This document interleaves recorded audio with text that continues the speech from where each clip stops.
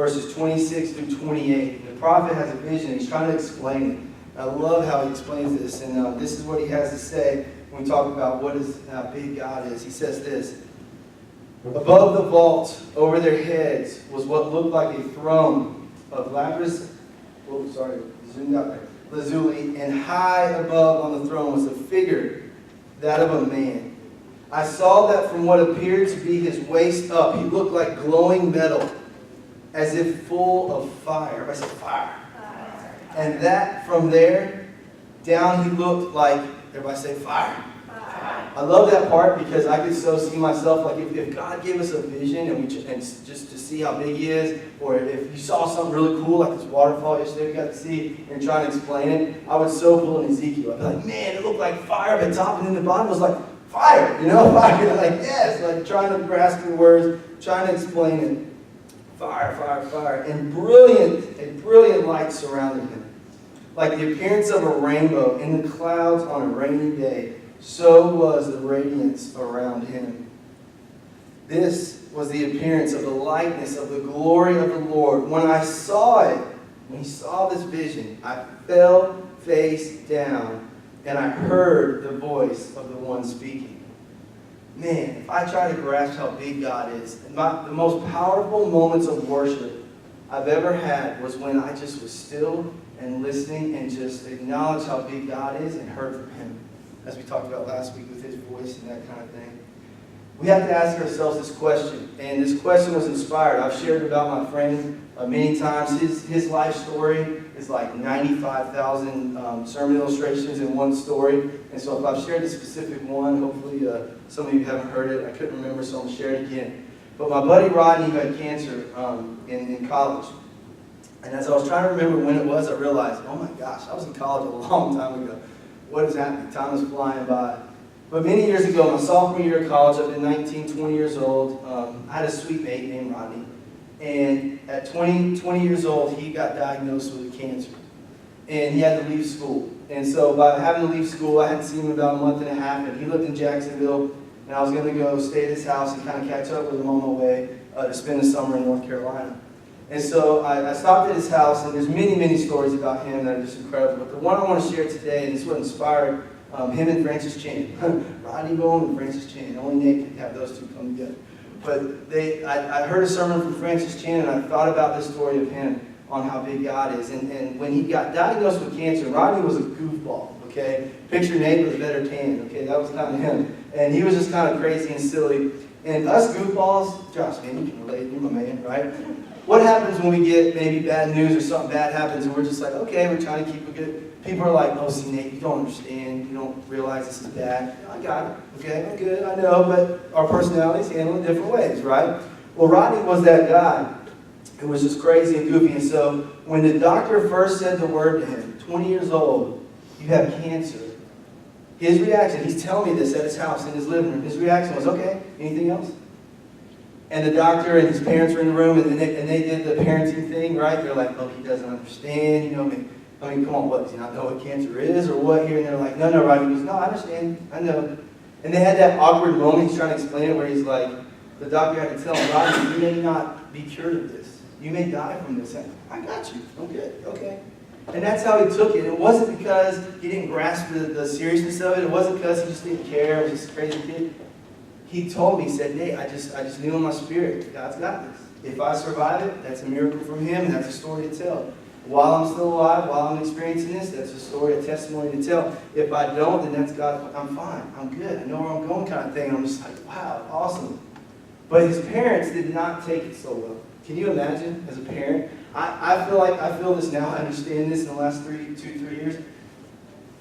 If my Grace is sick or my son is sick, I'm just like, man, I wish I was instead of them. You want to feel their pain. And so I can see how maybe a parent would take the news of their son having cancer worse than him. But he's explained this to me. He said, man, they took it really, really, really hard. And I could tell, their faith even was just kind of like at the time. And he sat him down, he said, and imagine, I'm sitting in his living room. He's like, Nate, they sat down right next to where you're sitting right there. And he said, God put this on my heart. And this is what the question that inspired today is. He looked his mom and dad, 20 years old, just diagnosed with cancer, had to come home from college, life interrupted, all these things. he looked his mom and dad in the eyes and he said, "Mom and Dad, how big is your God?"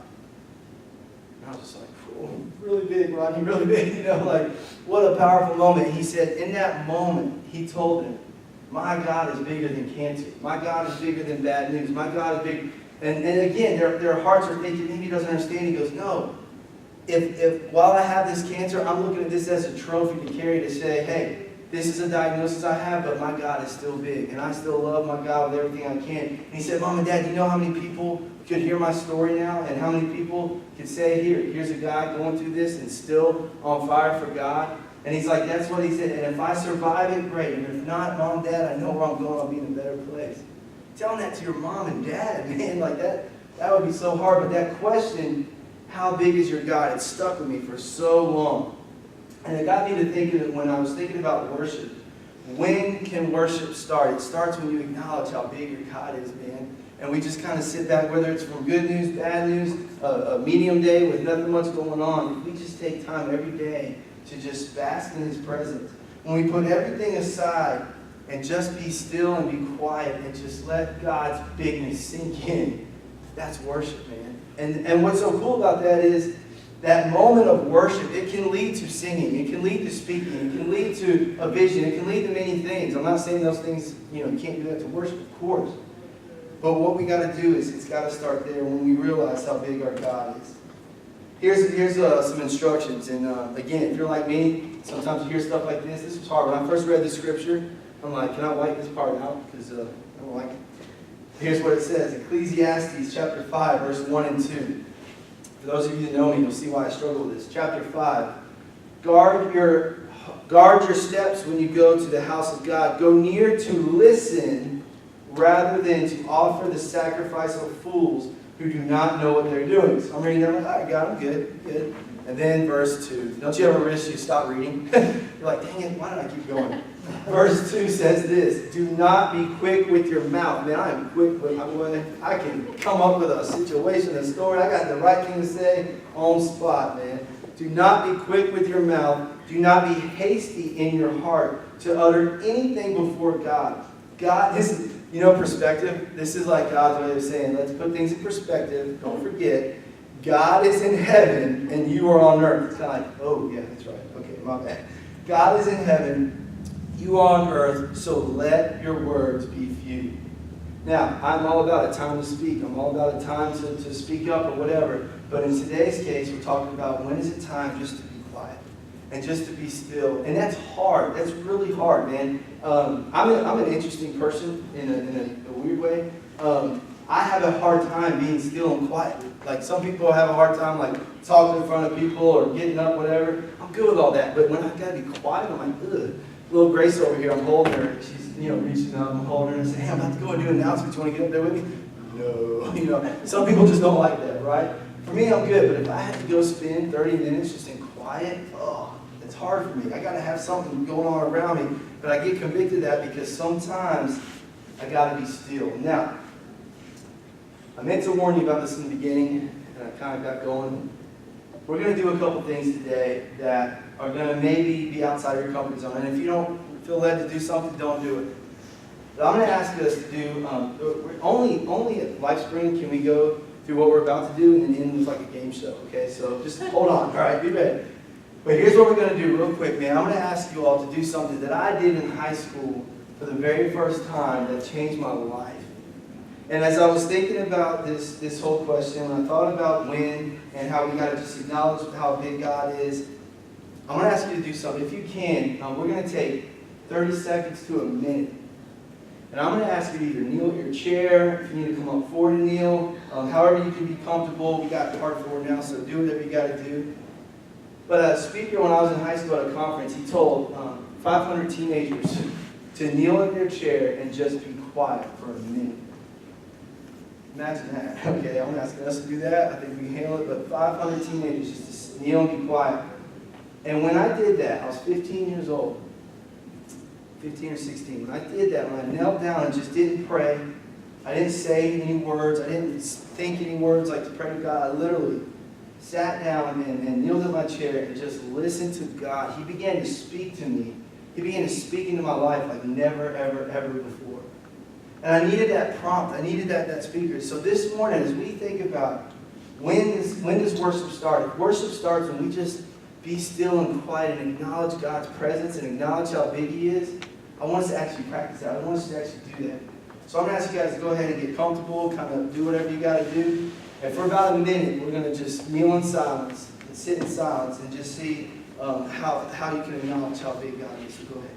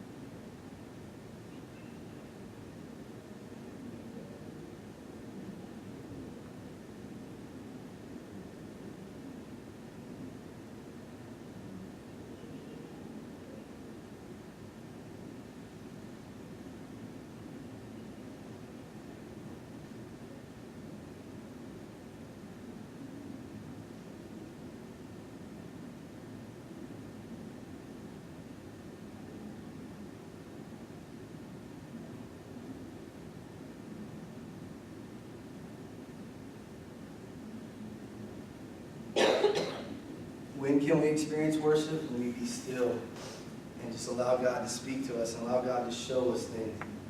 At 15, 16 years old, I'll never forget when I did that moment like we just did.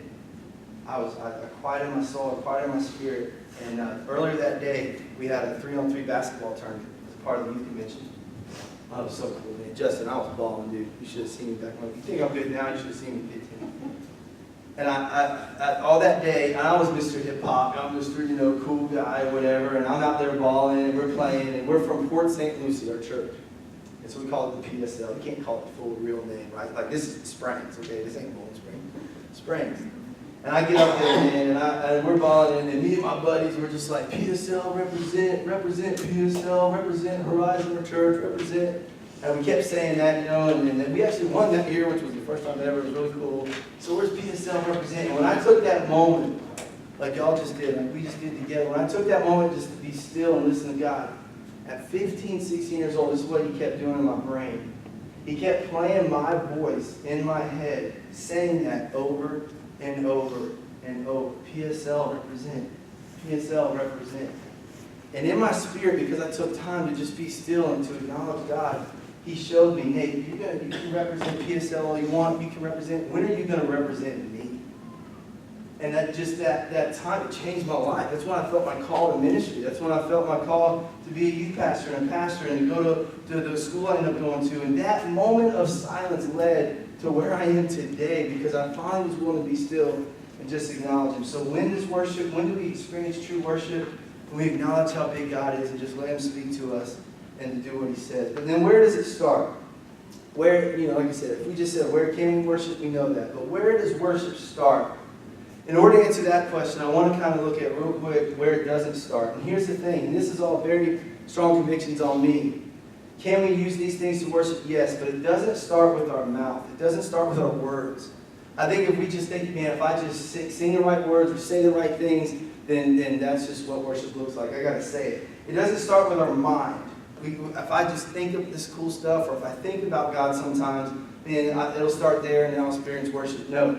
Worship starts in your heart, in your soul. What comes from that can be great thoughts. What comes from that can be words. What comes from that can be wisdom. But where it's got to start is in our soul. Because think about this. Words can be extremely deceiving. Have you ever thought about that? Like, I can use my words pretty much. Man, back in the day with like AOL and stuff, like if I'm trying to talk to some girl online, I could be like, yeah, girl, I'm 6'7", the six-pack to make you melt, all this stuff. My words, I can say it. I never did that.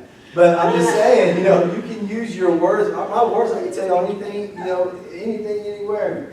I looked up some statistics. Can't say that word. Statistics. And I found this statistic that blew my mind. 25 million Americans have lost more than 2.5 billion, everybody say billion, $2 $2.5 billion a year in scams. All right? So 25 million Americans have lost up to $2.5 billion a year in scams. The majority of this money lost was from a phone call. From a phone scam. So think about that. You have never had face-to-face interaction. It's not someone coming, knock your door. It's literally a voice on the other end of the phone, someone using their words to strike fear in your heart, to strike confusion, to strike whatever. Utter joy, you won $1 million. Give me your credit card. We'll deposit it in there. And you're like, woo! Man, one time I was on NyQuil and I did it once, but that was stupid. Busted to life. Yeah, there you go.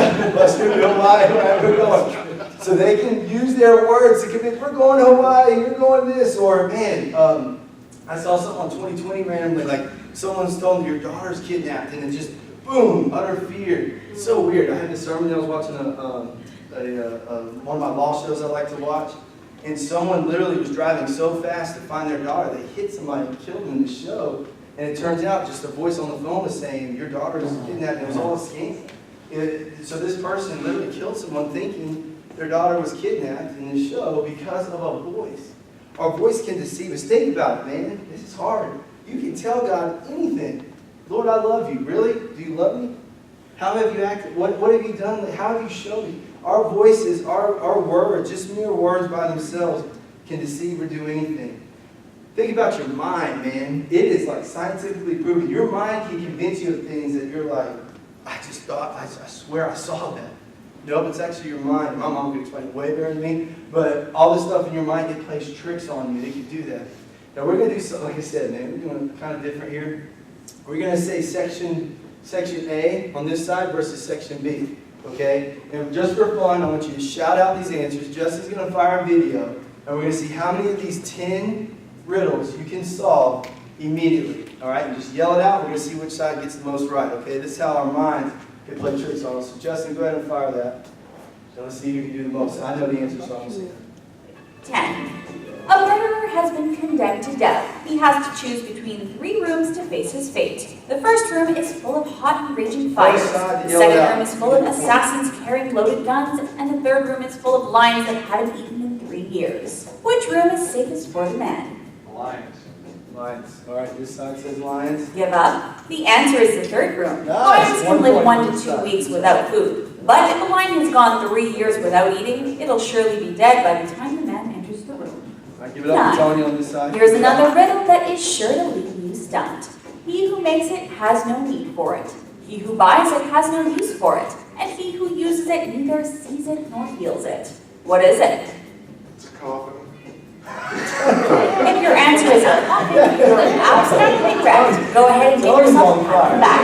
The coffin maker has no use for the coffin because he's still alive. The person who purchases the coffin obviously cannot use it either, and the person who uses the coffin is dead, so they cannot see it nor feel it.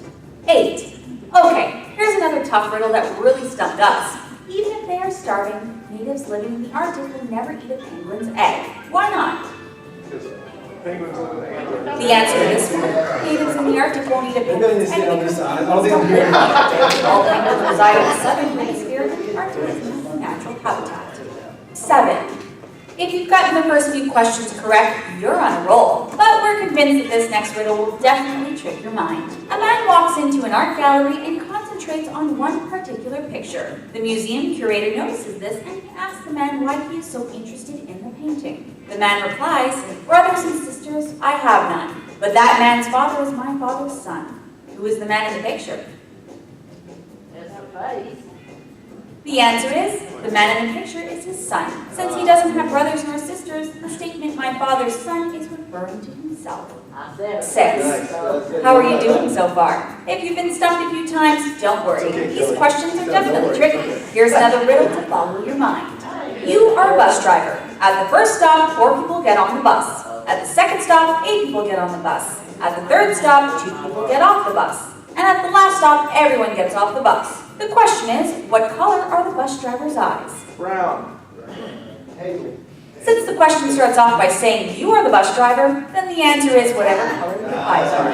Get it? 5. Welcome to the game, Can you Kelly. eat Good job. consecutive days without using the words Monday, Tuesday, Wednesday, Thursday, Friday, Saturday, or Sunday? Forrest Gump. What's your answer? If you said yesterday, today, and tomorrow, you are absolutely correct. Those are the consecutive days you can use without actually using the days of the week. 4. Okay, don't be so hard on yourself if you get this next question wrong because it's definitely a toughie. What do these 3 things have in common? Dogs, diamonds, and double plays. The answer is, they're all best friends. A dog is a man's best friend, a diamond is a girl's best friend, and a double play is a pitcher's best friend. 3. Okay, make sure to listen to this next question closely if you want to get the riddle right. Are you ready? Let's go. The man is asked what his daughters look like. He answers, they are all blondes, but 2, all brunettes, but 2, and all redheads, but 2. How many daughters does the man have? 3. All of them. If you answer 3, you're correct. The man has 3 daughters. One is a blonde, one is a brunette, and one is a redhead. Pretty tricky, right?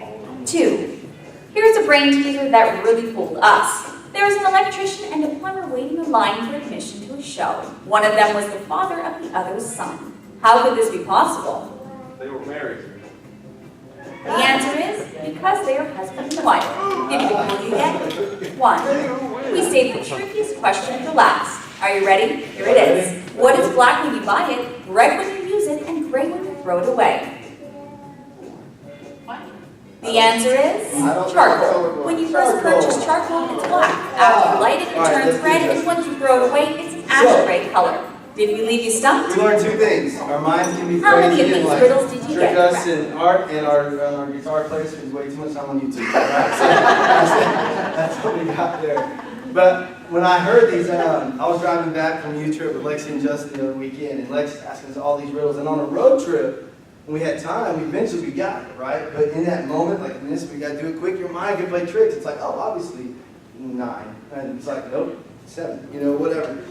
Think about it. Your words can be deceiving. Your mind can play tricks on you. So that's why God's like, hey, I created those things and they're beautiful, but I'm more concerned with what's in your heart. Your heart can't fool me. What's inside of you, who you are, that is what I'm concerned with. Your words, you can lie to yourself. You can lie to others. You can't lie to God because He knows what's inside of our hearts. So when words can be deceiving, when our minds can play tricks on us, that's not when worship starts. It's not just lip service. We have to literally be willing to allow our hearts to be exposed and to connect with God. I'll read the scripture real quick. Luke chapter 7, verse 36 says this.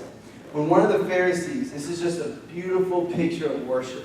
When one of the Pharisees invited Jesus to have dinner with him, he went to the Pharisee's house and reclined at the table. Last week we used a woman with a disease, and this week we're using a woman who's known for living in sin. A woman in that town who lived a sinful life learned that Jesus was eating at the Pharisee's house, so she came there with an alabaster jar of perfume. As she stood behind him at his feet, weeping, she began to wet his feet with her tears. Then she wiped them with her hair, kissed them, and poured perfume on them.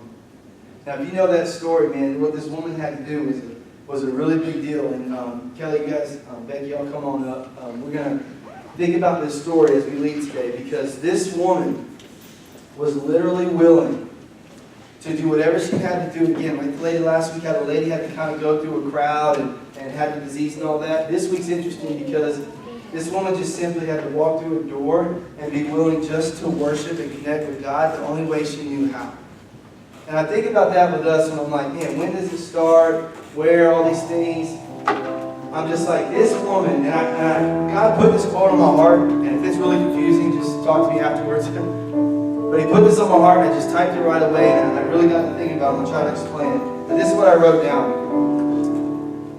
After reading that story of what she did, and not caring about the Pharisees who were judging her like crazy, not worried about the disciples who were like, what is happening? Who didn't question her and just gave her grace and love? It was Jesus. Because He knew her heart. And yeah, He knew what she had done, but He knew her heart. And so I thought about this. God wants our reckless abandonment of ourselves.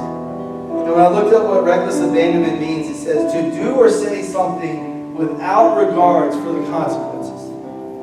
To do or say something without regards for consequences. Now that's dangerous advice, okay?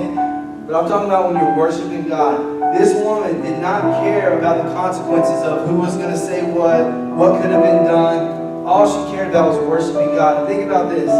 This was the quote that God put on my heart. Our worry of worldly consequences keeps us from the consequence of worshiping a great, great, big God.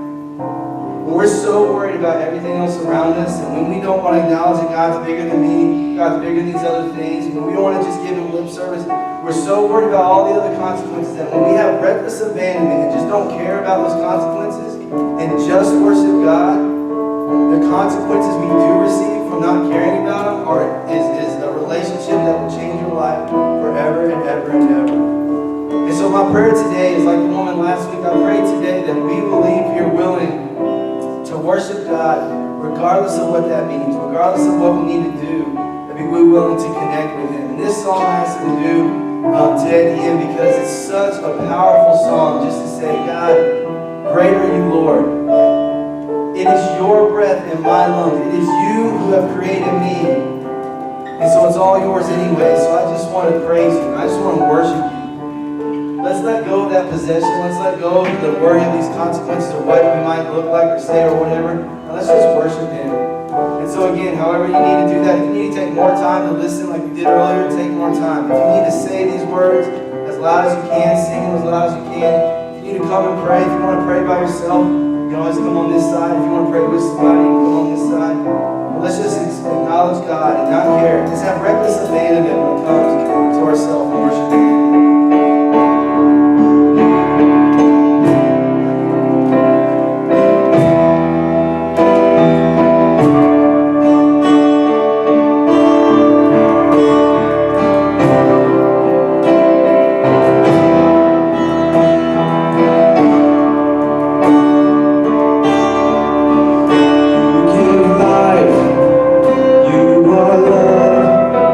You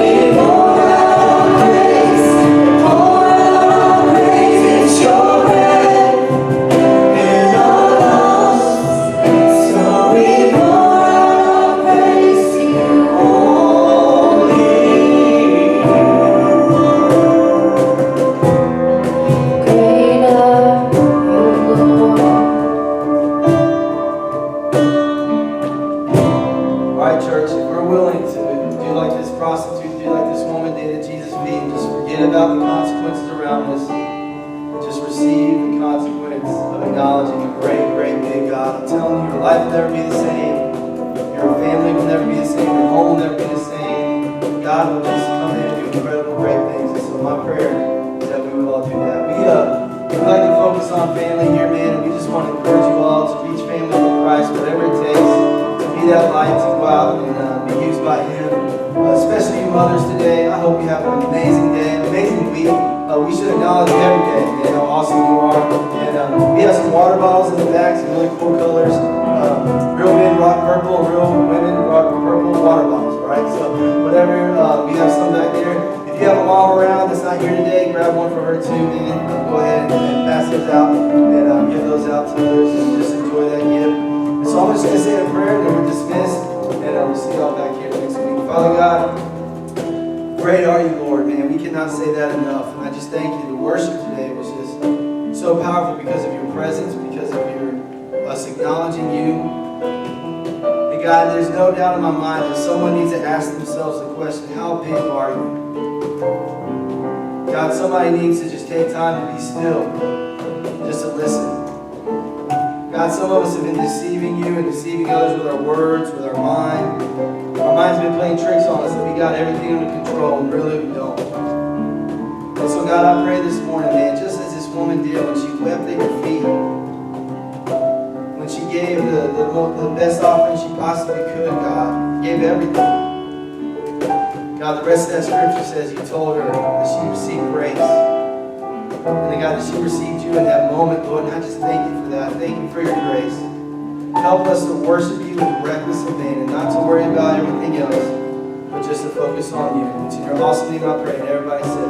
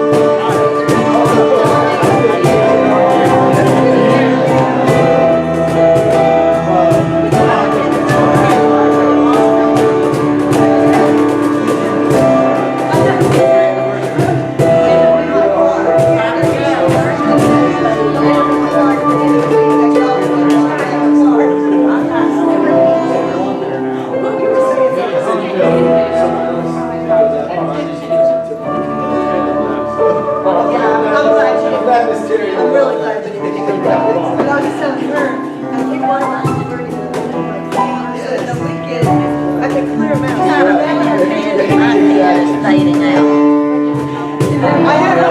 I saw that. Ours one on that table over there. Okay. bye, y'all.